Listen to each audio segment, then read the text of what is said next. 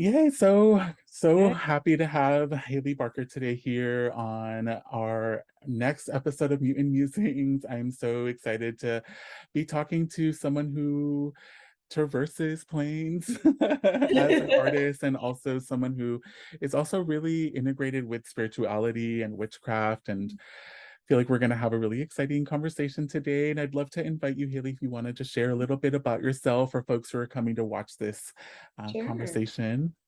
Sure. Yeah. Let's see. I'm a painter and a witch, and I live in LA, and I have a studio out in East LA, and I'm from the Northwest. I'm from Oregon.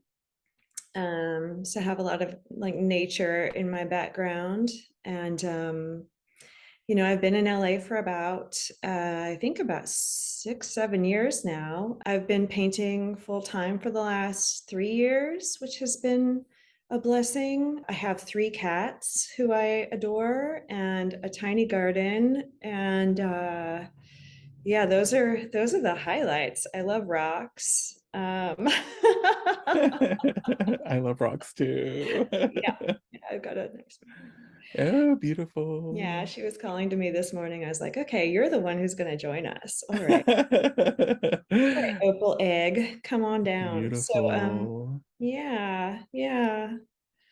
Yeah, I love your life sounds so beautiful and I love that you're in your studio space and I'm so excited for folks who watch this video to see some of your artwork. You've been doing some really incredible things, and I feel like I'm just so excited by your exploration of materiality and the way that I feel so much intention behind the way you bring things together. And was feeling, I definitely the one of the words that came forward in seeing your work is alchemy and thinking of deep intention in terms of like spell casting. And I felt like a lot of these pieces that you were creating really were conceptually really well thought out, both in terms of like that like materiality and also like really being struck with like the layers of like meaning that you were bringing into the work. So just excited to for folks to see some of your art, and I'll definitely be linking it for them to connect with it. But I'd love to hear if you're open to talking a little bit about your process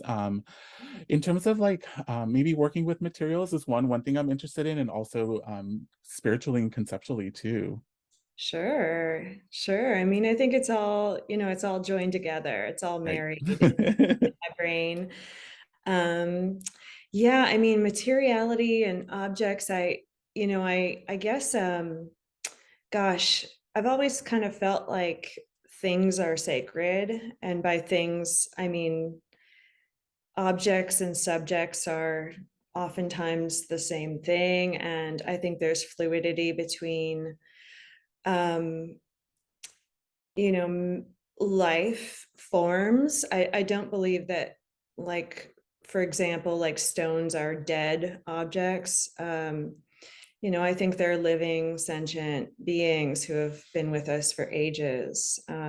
Same thing with plants, animals, and even, human made things, I think, can take on a kind of life that maybe we don't have the language or ability to understand yet. But I do believe that everything has a kind of sacred presence in the world. And, um, that is something that I try to bring to my paintings, is to begin like just trying to understand it in different ways. And, I usually come to like an idea for a painting by just kind of keeping my eyes open. And, I love moments of transition, like changes in the time of day or changes in seasons or phases of the moon or um, colors and temperatures as they shift. That's always been something that like feels very present to me, and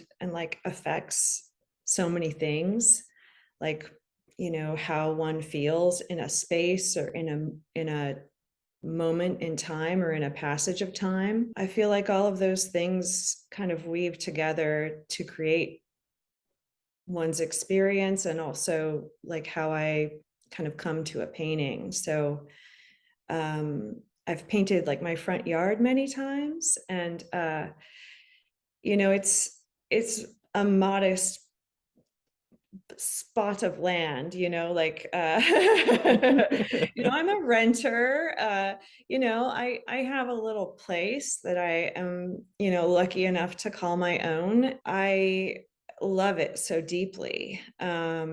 As I've loved most of the places I've ever had like the blessing to like live at, whether they've been like very urban or more rural, you know. But I think just like as a witch, as a human, I feel like it's kind of my job to get to know these places on a intimate level, and to come to a relationship with them that is one of like mutual respect. And um I'm certainly not the first person to think this way by any means, but so many beautiful indigenous cultures have relationships with the earth in this way.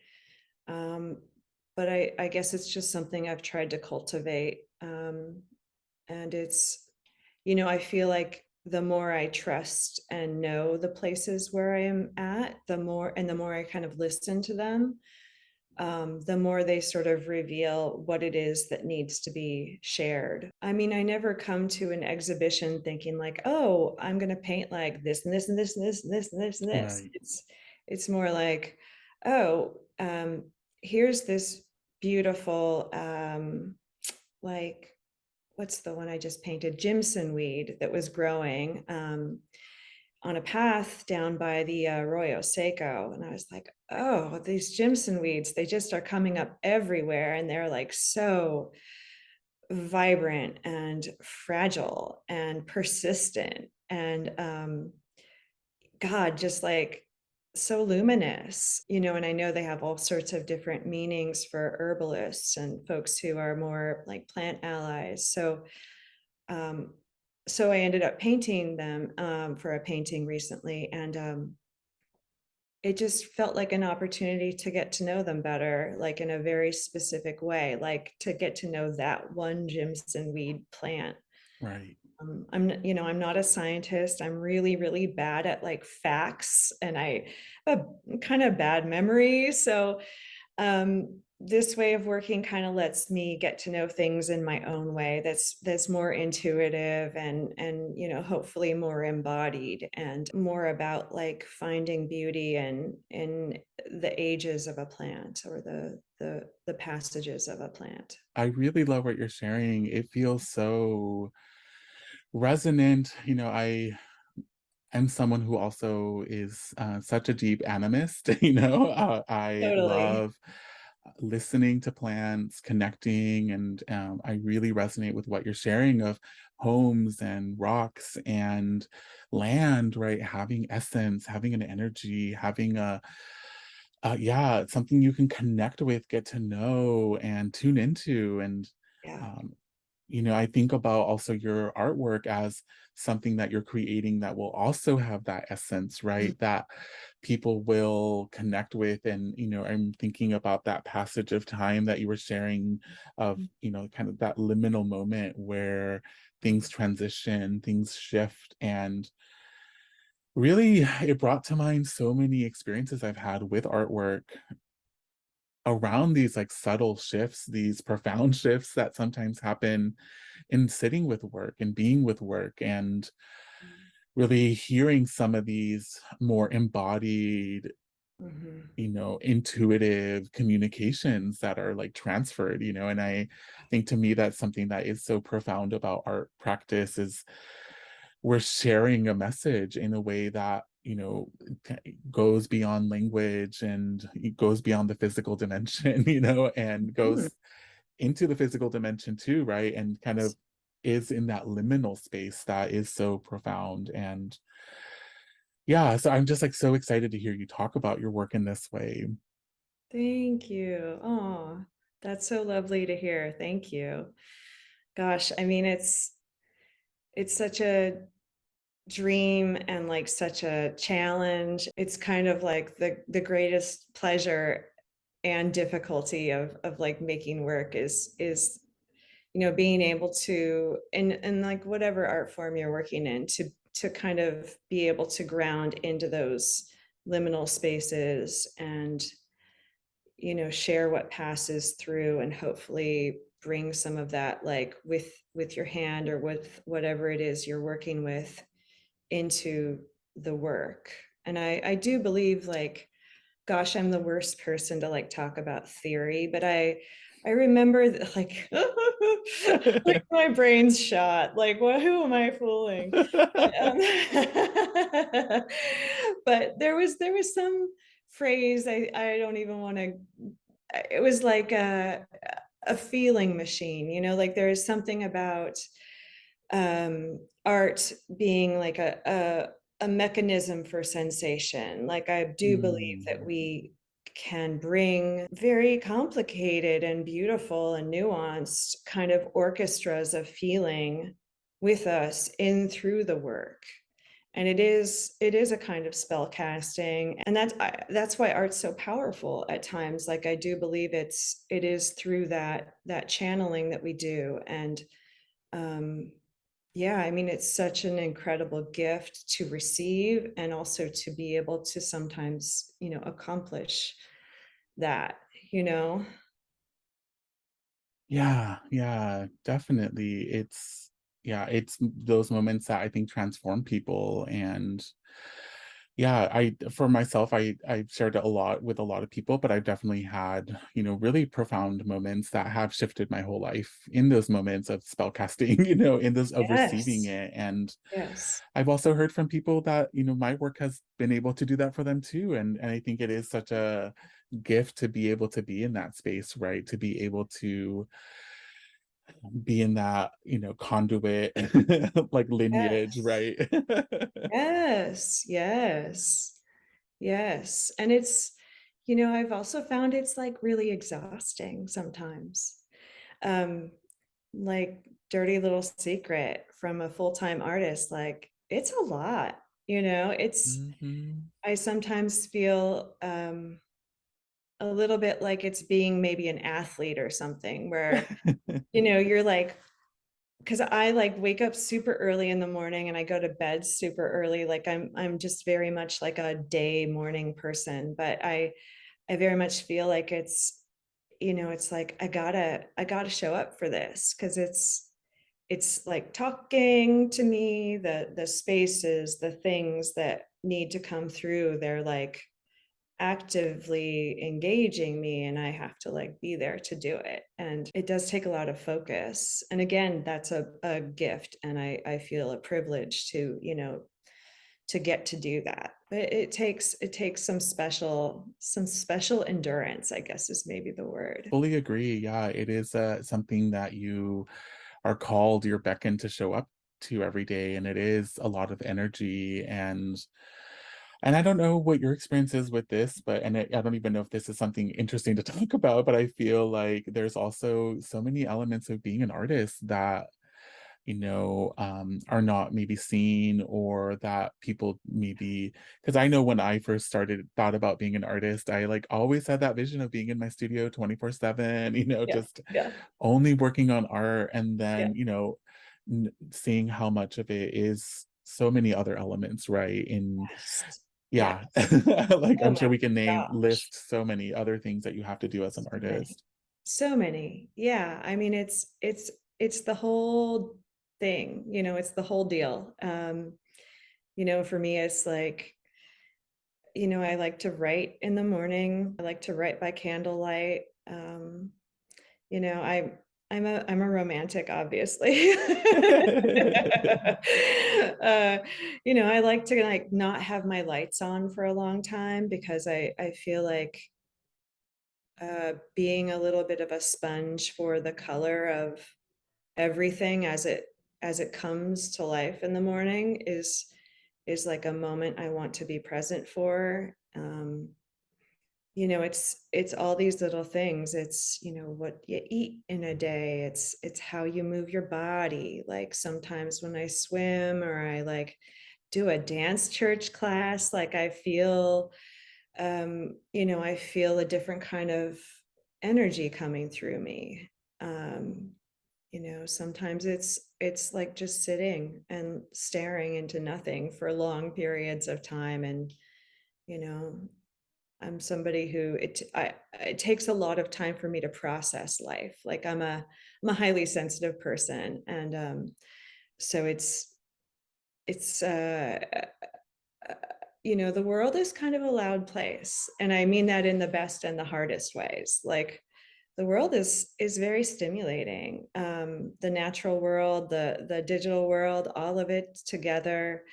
Um, there's a lot to take in, and as an artist, I sometimes have to be very picky about what comes into my realm of consciousness, as much as is possible, while still like keeping an eye on just being present with reality as it is.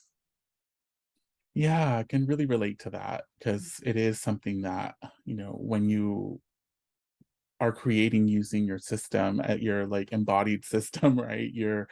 That is something that really needs caring for and really needs Yeah. that space to be able to, yeah, to be grounded and clear and, not because I'm thinking about you, kind of going back to this one plant, right? And really focusing and connecting and the sacredness of that practice and also the grounding of that practice and also the way that we're really tuning in with our like energies to certain consciousnesses, to certain energies, to certain beings, and that it is so easy with the world we live in to kind of be pulled in so many different directions. And Mhm.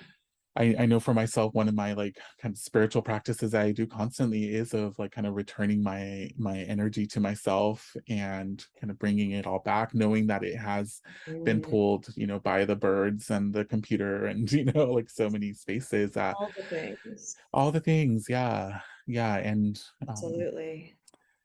yeah, and I think just having a channel that we're working with it is so powerful to have spaces to come back and to be with our bodies to see what is present. And I love what bringing up dance church and bringing up these different practices that allow your body to access and open up to different energies. I think that's something that I love so much of kind of physical activity is it can open up as well as other practices like chanting or meditating, where they can open you up to Mhm. start to receive certain information, messages that sometimes do come forward in our artwork. And that's also one of the things that is really incredible about being a highly sensitive person, is that we are able to do that. I think that that is such a beautiful, magical thing that It is so is. special and does require that level of like care and protection, It really does. Yeah. I mean, I feel like learning I was highly sensitive is something that I came to later in life. I thought I was maybe just an introvert, but I've had like sensorially like really intense experiences my whole life, especially in nature. Like being in a natural body of water like a lake or a river is truly the most profound spiritual practice that I know of. um, if I could be in water all the time, I probably would be. Fire sign that needs to be in water, like that's me.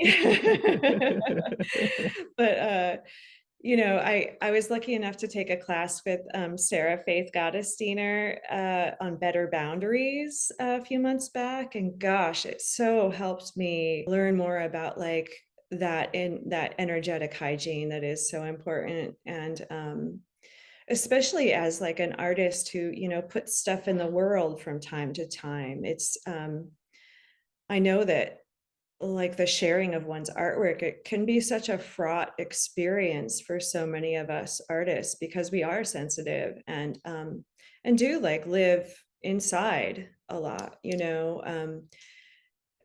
so it's been a continued project for me to try and like learn how to be like the Hayley that paints, and then the Hayley that has to show up and stand in front of her paintings and meet people.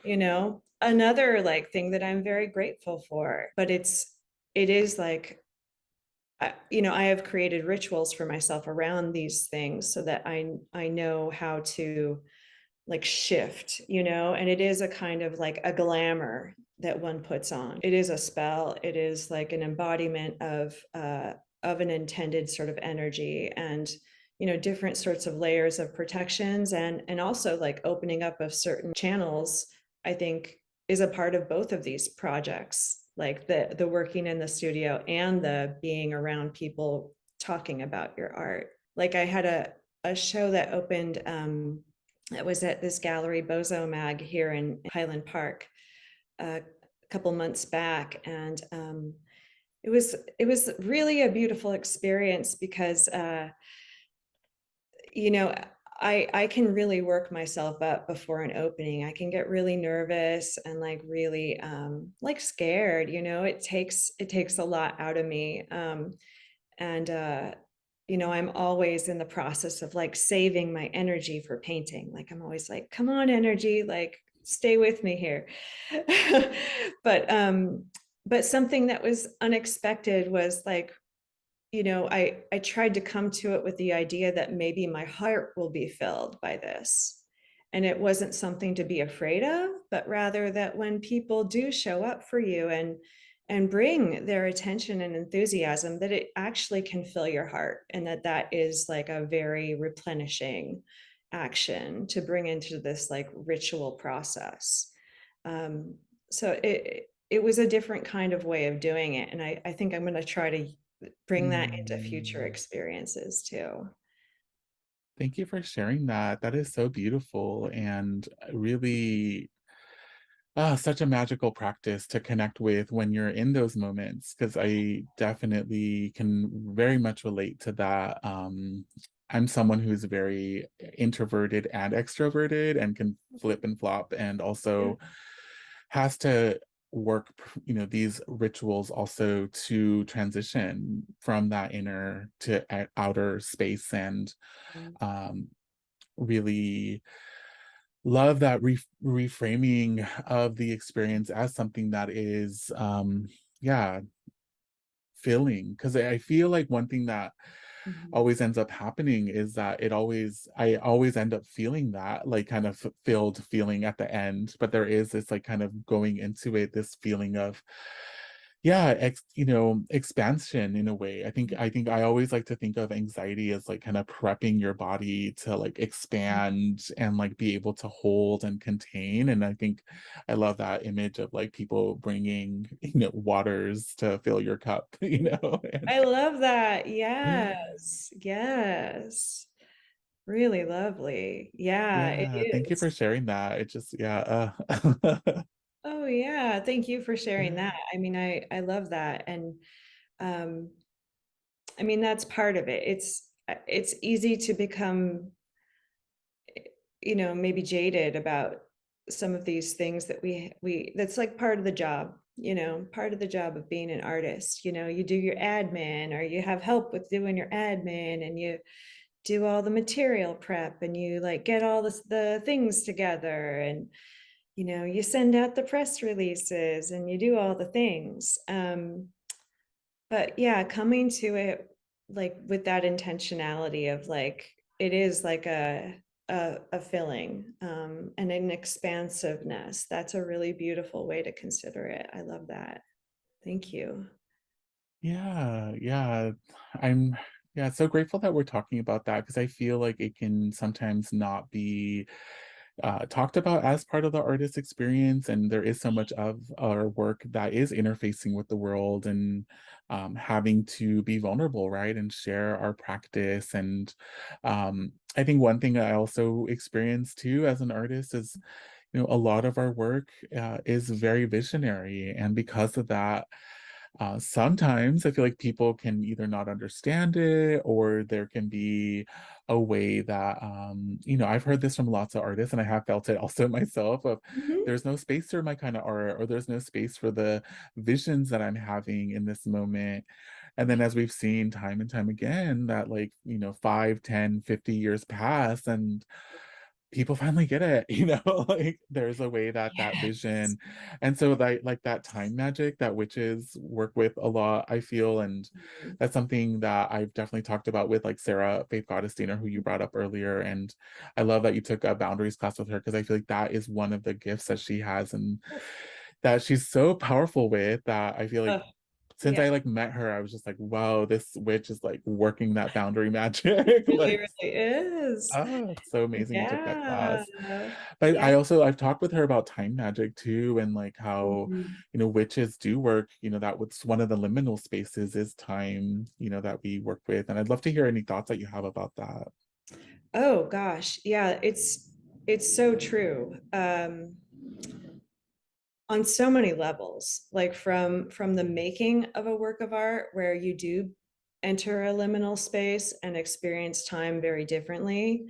Um, if you're in flow, you know, you can really find different ways to travel through time uh, in the making. It slows down. I feel like for me a lot, like time slows down and carries me in a completely different way. Um, Thinking through that all the way to well, to back up a little bit, I mean, so much of my process, I work with very small brushes and I'm, you know, just like really like it's a small mark, it's a slow process, it's a gradual sort of accumulating of marks and color.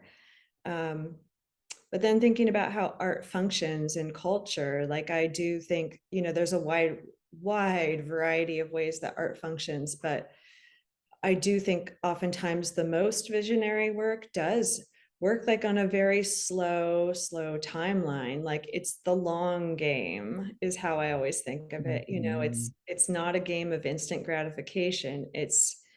It's like let's engage in this, and that's kind of where art gets political too, I think, is that it's not, you know, I'm not going to change who becomes president or who, you know, who gets punished, who gets off free. I'm not going to be able to change those things through this practice, but I hope that some of the ways that I'm proposing we can maybe experience the world will function in a slowly experienced over time way. You know, I know I have experienced that from other painters and artists. You know, I think of like some of Yoko Ono's work or my very favorite, like Ana Mendieta. I think of how the work, you know, is so incredibly powerful and it really like percolates at this low level. It's quiet, you know, it's this quiet work. Um, and it takes a while for us to like really click into it sometimes, you know, as a culture. You know, sad for us. Some lucky ones get it quick, you know. But it's we're fighting the long game, I think, you know. We want change. We want radical actions. We want, you know, the destruction of capitalism and the patriarchy and all systems of inequity. But I think it will take time if we choose art as our tool. And I think art kind of chooses us. So it's hard to you know, I would be a terrible political activist, but I think I can do my job okay. You know, it's the job I can do. Yeah. Yeah, and I feel like in the last few, you know, last couple of years, I've really started to understand the power of culture, the power of, you know, creating these spaces, these spells that people can tap into and that do redirect us, that guide us towards stillness, towards silence, towards connecting in different ways. And I've really come to understand that that's so deeply needed and that as So artists deeply that needed. is yeah, it's such a gift to be called into these spaces to do this type of work and definitely agree with what you're sharing around the long game and you know culture and consciousness is something that does take time, and we have to kind of like drip it in little by little to It's like, so true. yeah, It's so yes, true. I mean, I think you're so incredible at creating sacred space through digital means. And I think that's like the most revolutionary, most needed thing that we face at the moment. We need to like engage people where they are. And I think you're just doing such beautiful work in that realm. Shifting consciousness in ways that people that is accessible in a really radical way. I think the word accessible is very is good. Like I want my work to be accessible. I want people to come into it, and I see that in your work. It's very it's some healing work that we need because there is so has been so much loss and so much violence, and there is such a need for places of mourning and stillness and those containers of sacred kind of reckoning. um, it's very important. yeah. Yeah. Yeah. Thank you for saying that. I really appreciate you sharing that. I feel, it's something I definitely think a lot about where there are certain spaces where we don't feel like we're welcome. And I feel like the digital can be one of those spaces where certain people don't feel welcome, or there can be a narrative around who's allowed in those spaces or what kinds of conversations are allowed.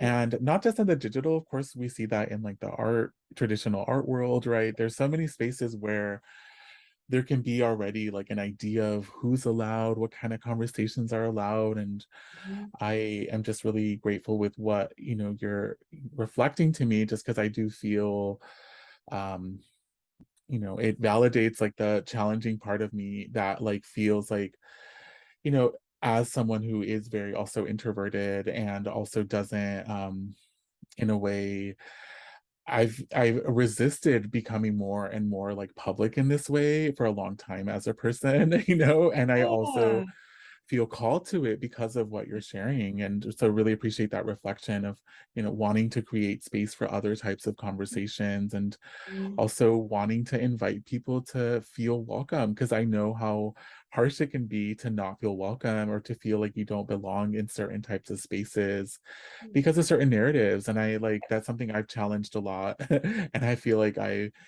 have come to a lot. And I think that's also going back to that word that you brought in of the political. I feel like that is another way of artists being political, is that we're making room for ourselves and our practices, and we're also like making room for other people to Mhm. be seen, right, and celebrated for having certain Yes, practices. absolutely. That's such important work. I mean, who gets to tell the story? Who gets to That's exactly it, and I think the more that that is radically inclusive of all of us, all of us, it is so important. I mean, all an artist needs to do is touch one person's life, and I think that that is, you can save someone's life, like no joke, you know. Yeah. I mean, and I'm so inspired by so many of the queer and trans and BIPOC folks who are doing like leading this work, and really um, just it's just so incredible to behold and so beautiful, and it's a gift. It is a great gift that y'all are bringing. Thank Yeah. you. Yeah. Yeah, thank you. It's so Make me cry. Yeah, it's so inspiring to be a part of it and to know that we're all creating something together. I think that that's something that I've really been sitting with too, of like just with the internet connecting us in this way that we're inspiring each other and really kind of beckoning each other and Yeah. connecting with each other. Yeah. And that's so magical too, to be able to create this together.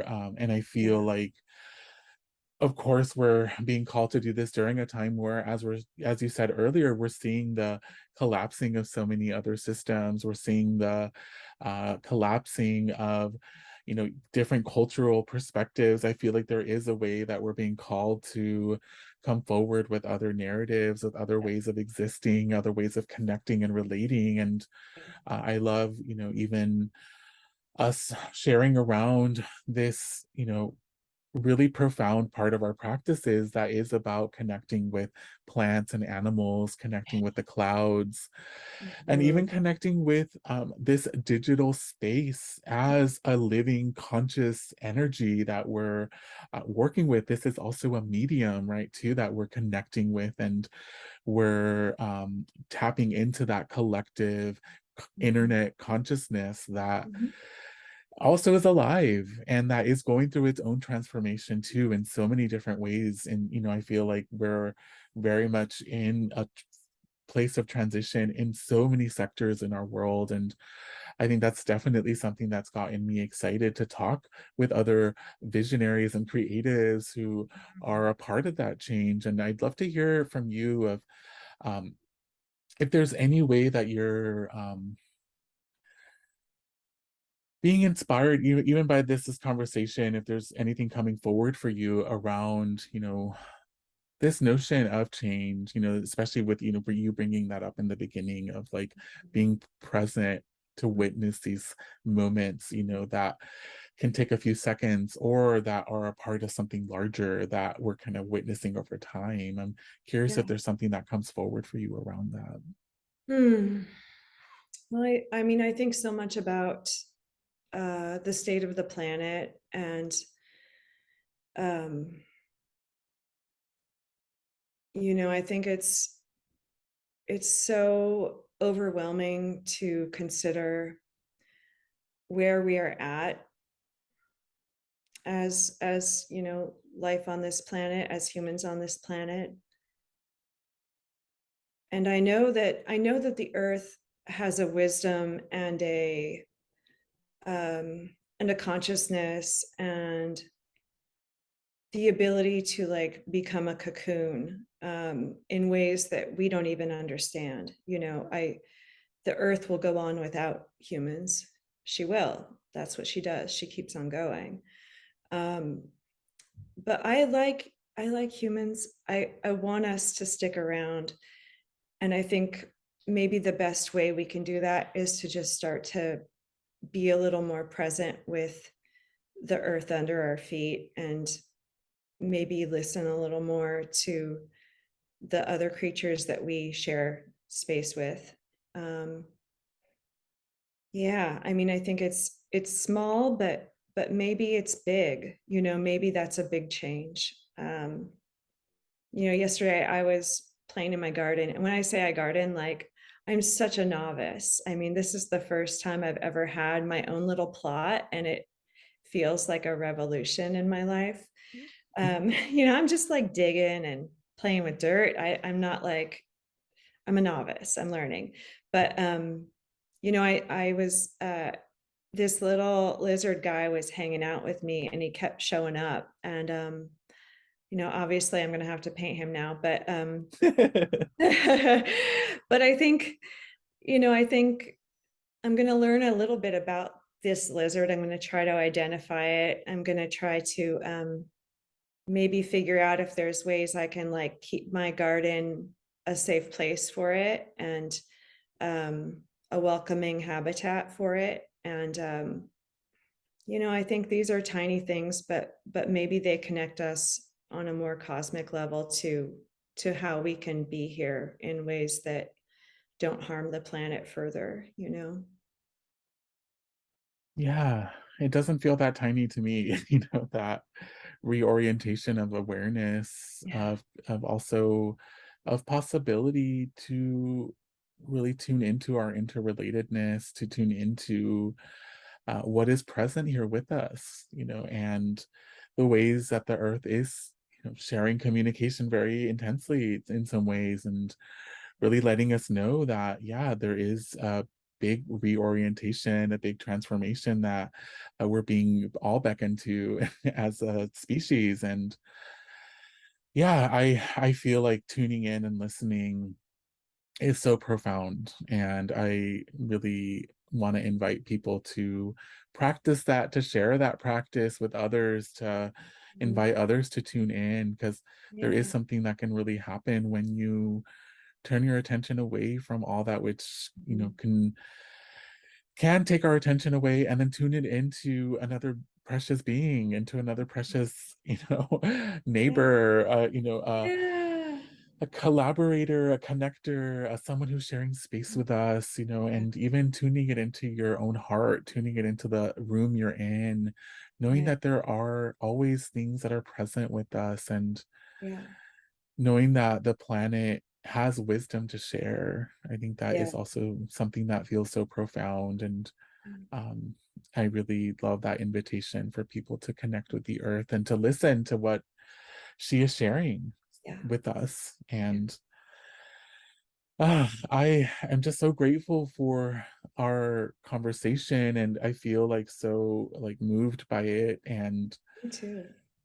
yeah, I'm just cannot wait to have folks tune into this conversation, because I feel like we've moved through so many different emotions here. And Yeah. also, yeah, there's just some really precious gems here that we're sharing. And I'm definitely feeling like a lot of activation in my body in a way that just feels really hopeful and nurturing and caring. And I want to just invite any last thoughts or anything you'd like to share with folks around your practice, anything that feels um, yeah, emergent for you. The thing that's coming strongly is just that I think, if you're an artist and you're watching this and you have any hesitancy about bringing your work into the world, I would just say bring it because someone needs it. Maybe your heart needs it, maybe the planet needs it, but I'm positive that someone else out there needs you to be your full artist human self, you know? And that is such a beautiful, courageous act. And I think that all creative works are sacred in that way. We all have something to give. And I think it's like, please bring it, please show up in that way. Yeah.